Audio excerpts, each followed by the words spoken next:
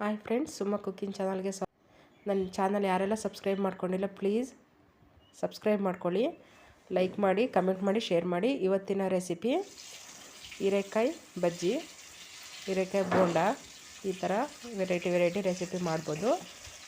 ಹಿಟ್ಟನ್ನು ಕಲಿಸ್ಕೊಂಡಿದ್ದೀನಿ. ಸ್ವಲ್ಪ ರುಚಿಗೆ ತಕ್ಕಷ್ಟು ಉಪ್ಪು, ಸೋಡಾ ಪುಡಿ, ಸ್ವಲ್ಪ ಖಾರದ ಪುಡಿ ಹಾಕಿ ಕಲಿಸ್ಕೊಂಡು ಬಜ್ಜಿ ಅದಕ್ಕೆ ಕಲಿಸ್ಕೊಂಡಿದ್ದೀನಿ. ಎಣ್ಣೆ ಕಾದ ನಂತರ ಅದನ್ನು ಹಿಟ್ಟಲ್ಲಿ ಕಲಸಿ ಎಣ್ಣೆಯಲ್ಲಿ ಹಾಕಬೇಕು.